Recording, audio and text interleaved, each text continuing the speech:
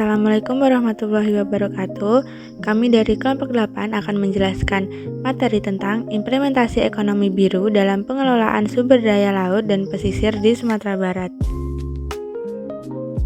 Dengan anggota kelompok Fauziatul Husnul Hakiki dengan NIM 2404232, Gading Nailatun Nufus dengan NIM 210422271, Gita Olivia Wulandari dengan NIM 240422188, Hatifah Roza dengan NIM 2404236, Rizka Aulia Putri dengan NIM 2404274, dan Zara Ordelia dengan NIM 240422153. Materi pertama akan dijelaskan oleh Gita Olivia Wulandari.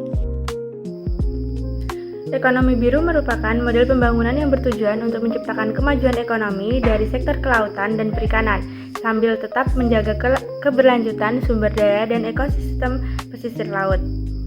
Indonesia sebagai negara dengan banyak pulau memiliki potensi besar dalam menerapkan ekonomi biru untuk mempercepat pertumbuhan ekonomi nasional serta mewujudkan impian negara sebagai proses maritim dunia. Studi ini secara khusus untuk menganalisis peran ekonomi biru dalam pengelolaan sumber daya laut pesisir di Sumatera Barat.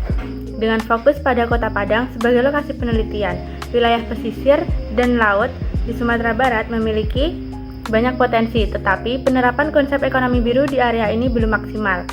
Wawancara dilakukan dengan pihak Dinas Kelautan dan Perikanan atau DKP Provinsi Sumatera Barat sebagai informan kunci, karena instansi ini merupakan lembaga yang bertanggung jawab terhadap pengelolaan wilayah pesisir dan implementasi konsep ekonomi biru di tingkat daerah.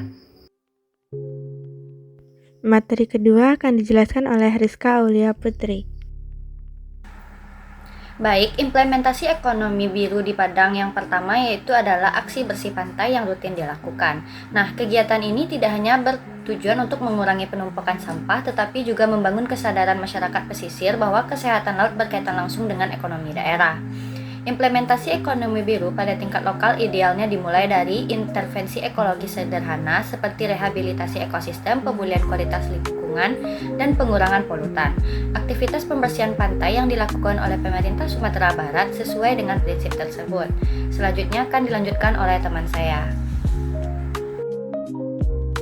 Materi selanjutnya akan dijelaskan oleh Hatifah Roza. Baiklah, selanjutnya saya akan menjelaskan tentang penanaman pohon cemara di berbagai titik pesisir. Penanaman vegetasi pesisir ini merupakan strategi mitigasi abrasi pantai yang cukup efektif, karena penanaman pohon cemara dapat meningkatkan tanah dan memperlambat erosi akibat gelombang. Dari perspektif ekonomi biru, langkah ini sangat tepat karena abrasi pantai yang tidak terkendali akan mengurangi ruang pemanfaatan laut, merusak ekosistem dan menurunkan produktivitas perikanan. Pemerintah Provinsi Sumatera Barat juga telah mengembangkan kebijakan zonasi wilayah laut melalui Rencana Tata Ruang Wilayah atau RTRW. Baiklah, hanya itu yang bisa saya jelaskan. Saya kembalikan kepada moderator. Materi selanjutnya akan dijelaskan oleh Zara Ordelia. Baik, saya akan menjelaskan kelanjutan dari implementasi ekonomi biru di Kota Padang. Yang ketiga ada pembentukan kelompok masyarakat pengawas atau Pokmaswas. Pokmaswas berperan dalam membantu pemerintah menjaga kepatuhan terhadap peraturan, memberikan informasi mengenai pelanggaran, serta melakukan edukasi lingkungan kepada warga sekitar. Dengan adanya kelompok pelaksanaan di daerah pesisir, tingkat kepatuhan terhadap kebijakan zonasi dan konservasi lebih mudah dipertahankan. Materi selanjutnya akan dijelaskan oleh Fauziatul Husnul Hakiki. Nah, baiklah, saya akan menjelaskan implementasi ekonomi biru di Kota Padang. Nah, yang keempat yaitunya program bank sampah. Nah, program bank sampah ini yang bekerja sama dengan pihak swasta seperti PT Semen Padang, itu program ini tuh bertujuan mengurangi jumlah sampah yang berakhir di laut serta memberikan nilai ekonomi melalui kegiatan daur ulang. Nah, pengelolaan sampah pesisir itu tidak hanya menjadi tindakan lingkungan, tetapi juga mekanisme untuk menciptakan ekonomi baru bagi masyarakat pesisir. Nah, namun demikian, itu meskipun berbagai program telah diimplementasikan, pengembangan ekonomi biru di Sumatera Barat masih menghadapi hambatan teknis dan juga kelembagaan. Nah, bahwa pengelolaan limbah oleh masyarakat belum optimal karena kurangnya fasilitas pengumpulan, pembuangan, dan pengelolaan sampah secara terpadu. Nah, masyarakat masih mengalami kesulitan dalam menerapkan pola pengelolaan sampah sebagai bagian dari kebiasaan rutin. Nah, sekian, terima kasih. Saya kembalikan kepada moderator. Materi terakhir akan dijelaskan oleh Gading Nelatonofus. Saya akan melanjutkan materi mengenai koordinasi antar lembaga pemerintah, yang mana koordinasi antar lembaga pemerintah ini dalam pengelolaan wilayah pesisir masih bersifat insidentil karena forum koordinasi belum tersedia, sehingga kebijakan dan tindakan antar sektor sering berjalan tanpa integrasi dan evaluasi rutin. Yang mana dari perspektif kelembagaan, masalah koordinasi menjadi isu utama dalam penerapan ekonomi biru.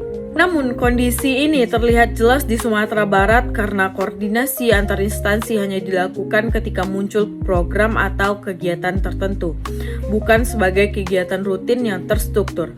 Hal ini menunjukkan bahwa aspek kelembagaan dan koordinasi menjadi prioritas utama yang harus diperbaiki agar ekonomi biru dapat berjalan secara efektif, terukur, dan berkelanjutan di wilayah pesisir Sumatera Barat. Jadi kesimpulannya adalah implementasi ekonomi biru di Kota Padang, Sumatera Barat menunjukkan komitmen pemerintah dan masyarakat melalui kegiatan seperti pembersihan pantai, penanaman vegetasi pesisir seperti penanaman pohon cemara, pengelolaan kawasan konservasi, serta pelibatan Pokmawas dalam program bank sampah. Namun penerapannya belum optimal karena keterbatasan fasilitas pengelolaan, limbah, serta rendahnya literasi lingkungan, serta kurangnya koordinasi antar instansi dan absennya forum koordinasi tetap. Oleh karena itu, diperlukan peningkatan sarana edukasi masyarakat serta penguatan koordinasi lintas lembaga agar ekonomi biru dapat berjalan lebih efektif dan berkelanjutan di wilayah Sumatera Barat.